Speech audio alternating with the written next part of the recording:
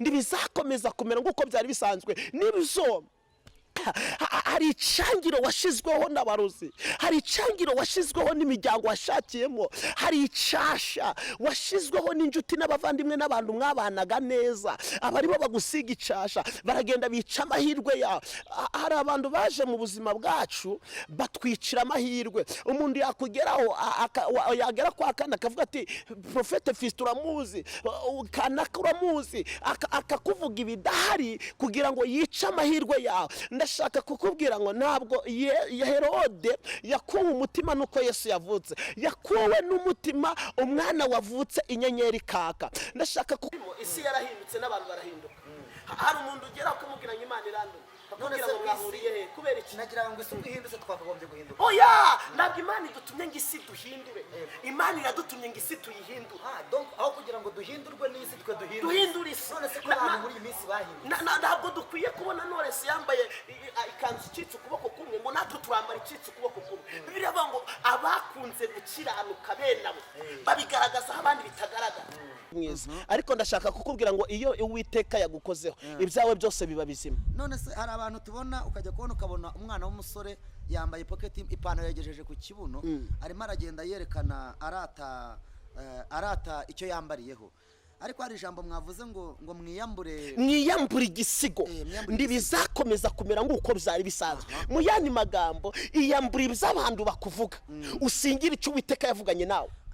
Ari ikimana ndagira ngo nsubiremo, iyambura iby'abantu bakuvugaho ubona bitagira umumaro, iyambura abaguca indege, iyambura abavuga ngo nduzakomera kandi hari yavuganye nawe kuzakomera, iyambura abavuga ngo nduzubaka kandi hari yavuganye nawe uzubaka, iyambura abavuga ngo nduzashaka kandi hari yavuganye nawe kuzashaka. Nibyo ubwa mbere byarapfuye, baguhereza n'inka ikagira icyo yubura. Nuko yamaze kumenya ko hari indambwe Imana igiye kuguteza. Humura, Imana iri mu ruhande rwawe, ndacu uzaba. Nubwo abakurogara abo mukorana, abakurogara abo muturanye, abakurwanya abo muvukana, hari Imana yaje kubihereza uruhande rumwe kugira ngo utambuke wemye, bamenye ko ari Imana yavuganye nawe. Ndagira ngo ufate icyo kibazo umaranye igihe kirekire, ufate ubwo rubanza umaranye igihe kirekire, ufate ubwo burwayi wivuje bukananirwa, ufate iyo kanzeri yananiwe abandi, nibyo wagiye muri Kenya barayishiriza ariko biranga. Ndashaka kukubwira ngo nona iyo diabete n'uwo muvuduko w'amaraso, izo ngwara zigufata mu mutwe udakira, ibyo byambuye ubwenge abana bawe, ibyo byagukuyeho umugabo yaragukundaga yatakavuga ati shira umeze ute, ariko ubu byaranze yamahindutse nk'inyamaswa. Ndashaka kukubwira ko hari Imana igize ibyo yubika ikagira n'ibyo yubura. Ndagira ngo niba unyumvishije ko hari ibyo Imana yubitse aho ngaho muri komande, andikamo ko hari ibyo Imana yubitse kandi hari n'ibyo yubuye ku buzima bwawe. Ibyo abantu bashizeho iherezo, ibyo abantu bavuze ngo birarangiye, nibyo Imana ibonye bigiye gukomeza ku buzima bwawe kugira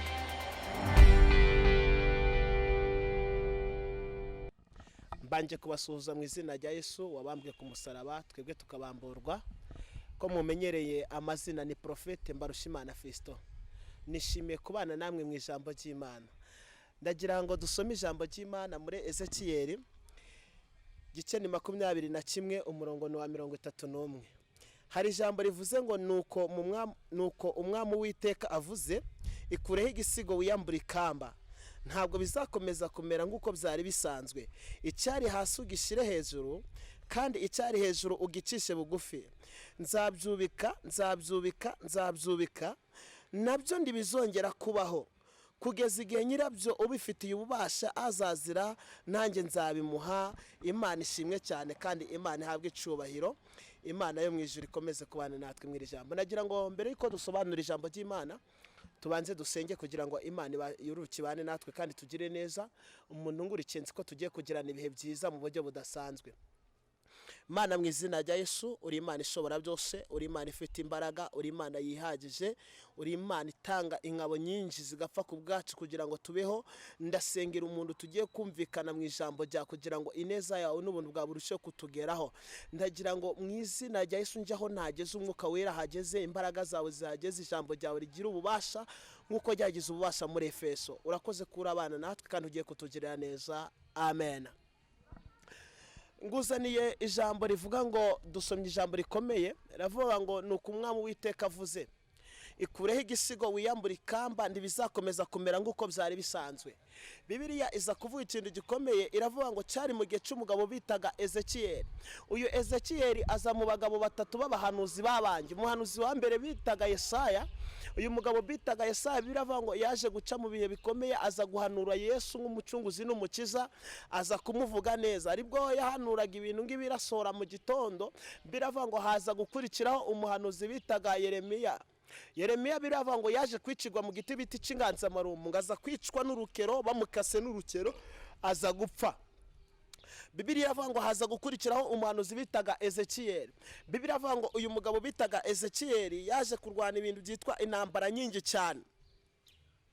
Aribwo Ezekiyeli yamanutse mu ijambo ashigikira mu buhanuzi Yesaya yari ahanuye 59 umurongo wa mbere. Ari ijambo ryari rikomeye, aravuga ngo dore ukuboko k'Uwiteka ndi kwaheze ngo ananigwe gukiza, kandi n'ugutwi kwe ndi kwapfuye ngo ananigwe kumva. Ndagira ngo mbwire umuntu ngurikiye, ndagira ngo mbwire hari ibyo wasobanuriye abantu ntibabyumva. Ndagira ngo ngubwire ngo ugutwi kw'Imana ibyo wasobanuriye abantu ntibazumve. Iki ni igihe Imana igiye kukumva kugira bimenyekane ko ari Imana mwakoranye. Kabiri, ugutwi kw'Imana ndi kwapfuye ngo inanigwe kumva icyo uyisaba. Ubusabe bwawe bwarumvikanye, nicyo gitumije Imana ihaguruka kugusubiza. Ndashaka kuvuga ko iri jambo biravuga ngo Ezekiyeli Ezekiyeli yahagurutse ku ngoma y'umugabo bitaga Sanikarebu umwami wa Ashuru. Ezekiyeli yari umuhanuzi ukomeye, ariko Sanikarebu umwami wa Ashuru yari umugabo wari uhagarariye ubundi bwami bwarwanyaga Abisirayeli. Bibiliya iza kuvuga ikintu gikomeye, igihe ashakiye yarabateraga akabarwanya akabahiga. Imana yo mu ijuru iza guhagurutsa uyu mugabo bitaga Ezekiyeli. Ezekiyeli Bibiliya iza kuvuga ijambo rikomeye twasomye, iravuga ngo iyambura igisigo. Ndagira mvugane n'umuntu umaze iki gisigo ni ikamba. Iri kamba ni igisuzuguriro cyari kiri ku Bisirayeli. Aho umwisirayeli yabaga ari hose, yabaga agaragara nk'umuntu uciriritse, ufite igisuzuguriro, utagira ahantu yava ngo agire aho naho yagera. Bibiliya iza kuvuga ijambo rikomeye ngo Ezekiyeli aza kuvugira ijambo abwirwa n'Imana, iramubwira ngo iyambura igisigo ndibizakomeza kumera nguko byari bisanzwe. Iramubwira ngo icari hasi ugikure hasi, icari hejuru ugicishe bugufi. Ndashaka nkubwire ijambo rikomeye, hari abantu bamaze igihe kirekire bari hejuru y'ubuzima bwawe, hari abamaze iminsi bagutsikamiye, hari abamaze iminsi bakurwanya, hari abamaze iminsi bakubwira ko ibyo urimo bitazashoboka. Nibyo ufite akazi, ariko mu kazi ufite Satani arimo arakurwanya, arimo kwereka abo mukorana ko nta rukundo ufite, ko nta ugomba kuva ngo ugire aho ugera. Arimo kwereka abo mukorana muri business mw'ibyo biro mwicayemo, Satani yagusize icangiro ku buryo nabo mwasanze mu kazi muhuza bakakwakira neza, aribo bakubirindukanye, bavuga ngo ndabyo ushoboye, bavuga ngo ndaho wava ngo ugere. Ariko ijambo ravuze ngo iyambura igisigo. Amen, haleluya. Ijambo ravuze ngo iyambura igisigo ndibizakomeza kumera nk'uko byari bisanzwe. Nibyo hari icangiro washizweho n'abarozi, hari icangiro washizweho n'imiryango washakiyemo, hari icasha washizweho n'injuti n'abavandimwe n'abantu mwabanaga neza, abaribo bagusiga icasha, baragenda bica amahirwe yawe. Hari abantu baje mu buzima bwacu batwicira amahirwe. Umuntu yakugeraho yagera kwa kana akavuga ati prophet fistion uramuzi, kana uramuzi, akakuvuga ibidahari kugira ngo yice amahirwe yawe.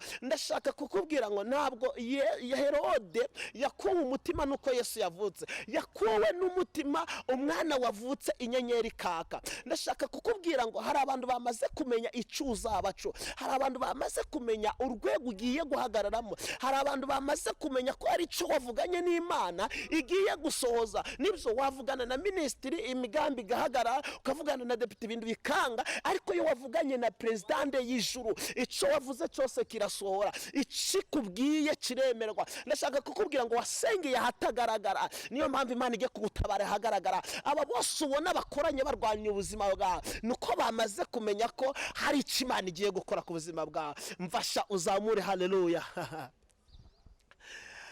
Imana iza gukora ikintu gikomeye, iza kubana nawe, iza kubana n'Abisirayeli, iza gutindana nabo, irabarengera, irababwira ngo nubwo Sanikarebu umwami wa Shuri akomeye ku buzima bwanyu. Bibiliya ivuga ngo Sanikarebu umwami wa Shuri aza kwandika urwandiko, yandikira Abisirayeli, arababwira ngo mwavuze yuko Imana yanyu yabambukije inyanja itukura, arababwira ngo ariko ntabwo izabakiza amaboko yanyu. Arababwira ngo mwavuze ko Imana yanyu ishobora byose, ariko njyewe yarananiwe. Ndashaka kukubwira ngo hari abakubwira ko Imana itazagutabara, hari ababona urimo bakavuga ati waribeshe, ariko ndashaka kukubwira ko utibeshe, inzira urimo niyo kuri. Kandi ndashaka kukubwira ngo iyo abantu bamaze kumenya icura baco barakirwanya kugira ngo uhagere.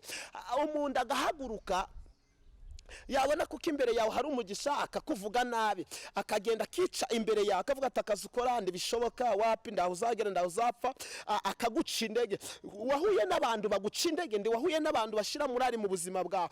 Ndagira ngo aba bantu ubiyambure mu buzima bwawe. Bibiliya narasomye ngo haracariho ibyiringiro yuko igiti cyatemwe cyakongera kigashibuka, ngo kandi kikagira amababi y'amatondoma meza nga asumba ya mbere. Ndashaka kukubwira ngo mbere byarapfuye, nibyo warashatse ibya mbere birapfa, mariage ya mbere yarapfuye, ugize ngo urubatse umugabo barapfuye, ugize ngo ugiye gutera imbere igihombo kiba kiraje, ugize ngo aza kuvuga ikintu gikomeye. Ibwira Ezekiel iramubwira ngo iyambura igisigo ntibizakomeza kumera nk'uko byari bisanzwe. Iramubwira ngo icyari hasi ugicishe bugufiya. Iki gisigo ni igisuzuguriro, ni ikamba ry'igisuzuguriro Abisirayeli babicaranye. Ntabwo ari Umwisirayeli mvugana nawe nona, ndavugana nawe ngurikira kuri kamera. Ndashaka kukubwira ngo iby'abantu bakuziho ntabwo ari byo barongera kukubonamo. Uko abantu bari bazi ko ibyawe byarangiye, hari marayika Imana yanumye ngo ubwire wageze ku buzima bwawe, aje kubirindura igitare ngo agarure ubushisho yawe. Uko abantu bari bakuzi ntabwo ariko birakomeza. Hari Uwiteka waje gucana ku babisha bawe, abari bafite ibyawe kugira ngo babirekure. Hari ijambo Yesaya yanditse 41 umurongo wa 10 aravuga ngo ndotinye kuko ndi kumwe nawe, ndokebe kuko ndi Imana yawe. Avuga ijambo rikomera avuga ngo kandi nzaja nguramiza ukuboko kwanjye kw'iburyo kandi ariko gukiranuka kwanjye. Ndashaka kuvugana nawe ndi uhebe nuko ku mutima, bitewe n'ingabo zaguteye, bitewe n'amagambo bakuvuga, bitewe n'abagusenya uko bangana, bitewe n'abakuvuga nawe uko bari, bitewe n'urukukugwanya mu kazi kwaresha. Birashoboka ko ari bose yawe, birashoboka ko ari manager wawe. Umva ngubwire witega ubwoba, iyamuhaye ubwo bubasha yamwambura ikagira ubundi mwambika. Ndashaka kukubwira ngo imbere inyuma yo kurwanya hari undi kurwanira uturutse imbere ye, imbere yo gusebya hari undi uri hejuru ye umurusha imbaraga, hari ukundi kuboko Imana yazanye ku buzima bwawe. Bibiliya iza kubwira ijambo rikomeye, iramubwira ngo iyambura igisigo ntabwo bizakomeza kubera nk'uko byabisanzwe. Iramubwira ngo icari hasi, ubuzima bwawe bumaze iminsi buri hasi, ibyo ukoze byose biri hasi. Wagira ngo urazamuka ntuzamuke, wagira ngo uratera imbere ntutere imbere, wagira ngo uteye intambwe bikananirana. Iravuze ngo ibizari hasi bikure hasi. Wari uzi kugayitse nasonye ijambo rimwe muri Ezekiel ambira ngo ngunyuzeho nsanga wigaragura mwivata.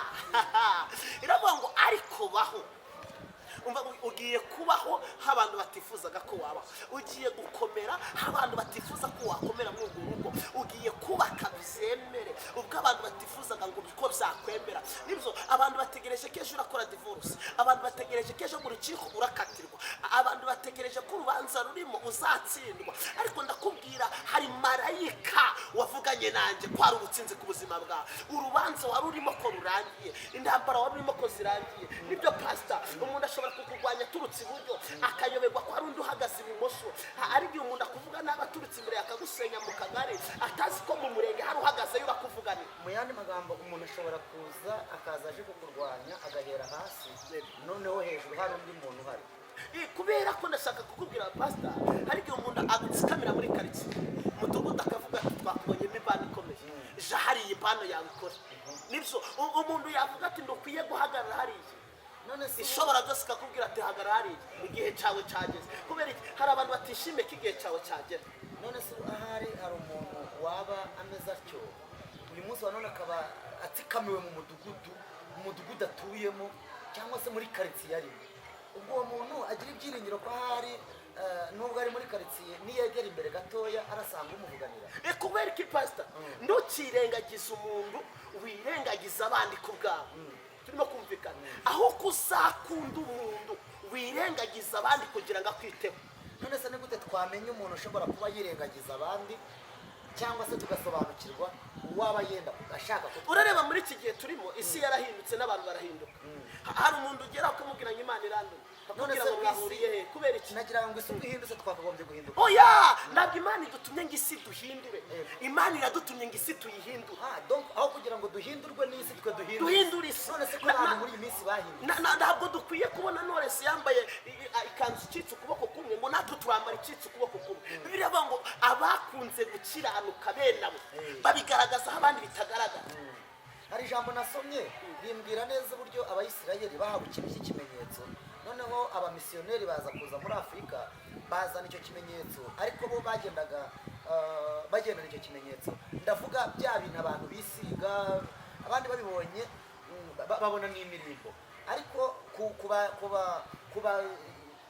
isera kuri ba bantu bera twita ngo n'abazungu. Anguganiye pastor, hari abantu bari gushakira ubwiza hatari ubwiza. Umuntu akavuga ati ningora kina abantu bazabona ko ndi mwiza, ariko ndashaka kukubwira ngo iyo Uwiteka yagukozeho ibyawe byose biba bizima. none se hari abantu tubona ukajya kubona ukabona umwana w'umusore yambaye pocket ipantaro yagejeje ku kibuno, arimo aragenda yerekana arata icyo yambariyeho, ariko hari ijambo mwavuze ngo mwiyambure igisigo ndibizakomeza kumera nguko byari bisanzwe. mu yandi magambo iyambura iby'abantu bakuvuga usingira icyo Uwiteka yavuganye nawe. ari ikimana ndagira ngo nsubiremo, iyambura iby'abantu bakuvugaho ubona bitagira umumaro, iyambura abaguca indege, iyambura abavuga ngo nduzakomera kandi hari yavuganye nawe kuzakomera, iyambura abavuga ngo nduzubaka kandi hari yavuganye nawe uzubaka, iyambura abavuga ngo nduzashaka kandi hari yavuganye nawe kuzashaka. nibyo ubwa mbere byarapfuye baguhereza n'ingero kakubwira ati kanaka yararesheje ubwa mbere birapfa, ubwa kana kandi bafashe irembo bigapfa. ndashaka kubwira ngo hari yavuganye nawe aho abantu babona ko byapfiriye hari ije kubikora. Wibuke Bibiliya pastor ikindi ivuga, hari umumama wari umaze imyaka 12 ari mu mugongo yarazengunutse mu baganga bose, cyangwa se ari mu mihango mu kinyarwanda kugira byumvikane nungurikira nyumve kuri kamera, ntabwo nzi umusonga afite.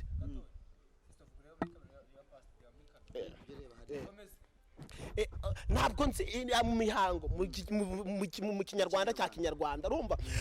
arangije uyu mumama arazengunuka mu baganga bose, amafaranga amushiraho yivuza, ariko umusonga arawugumana. bavuga ko yagiye no mu bahandizi hose agerayo, yagurishije n'ibyo yewe arabimara byose arabimara, ariko umusonga ndi Imana ishimwe. uyu mumama yari amaze imyaka 12 ari mu mugongo yarazengunutse mu bapfumu mu bakonikoni, ariko amafaranga ye yaramushyizeho. ariko Bibiliya iza kuvuga ikintu gikomeye, aza guca hagati y'abantu akora ku mwitero wa Yesu. biravuga ngo amaraso arahagarara.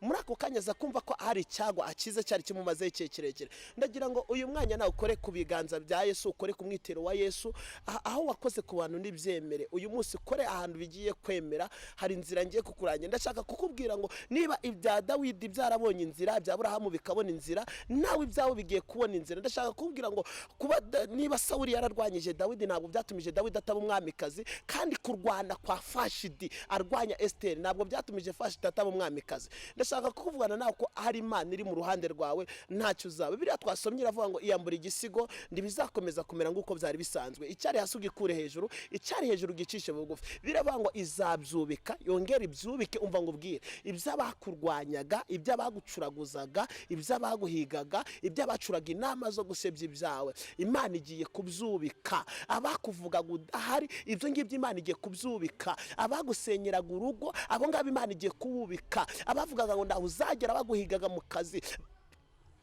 la bonista dore shaya graya mango destifo baguteranya amanywa nijoro. ndashaka kugahanura ko hari iby'Imana yubitse ku buzima bwawe. izo ngwara zahagurukijwe na Sanikarebo umwami wa Shuri. birava ngo Ezekiel azamuka ahantu bitaga Ishira arasenga. Imana iramubwira ngo umva, ubwo ugeze hano Ishiro mbwira kimwe cyose kikuzanye imbere yanjye. birava ngo Ezekiel arabwira ngo umva, Sanikarebo umwami wa Shuri yavuze ko utakibasha gukora, utakibasha gutabara. ndashaka kukubwira ngo aho wiruciye ndibyemere, uyu munsi rukira imbere imbere y'ibirenge by'Imana. Imana iragutabara. Icyasha washizweho n'isi utakijize mu ruhare, Imana igiye kugikura ku buzima cya. Icyasha washizweho n'abanzi bawe, Imana igiye kugitsibanganya. Kandi ndashaka kukubwira ngo ukuvuga, uguhiga, ukugwanya, ukuroga, nuko yamaze kumenya ko hari icyo Imana yamaze kubika ikagira icyo yubura. Nuko yamaze kumenya ko hari intambwe Imana igiye kuguteza. Humura, Imana iri mu ruhande rwawe, ndacu uzaba. Nubwo abakuroga ari abo mukorana, abakuroga ari abo muturanye, abakurwanya ari abo muvukana, hari Imana yaje kubihereza uruhande rumwe kugira ngo utambuke wemye.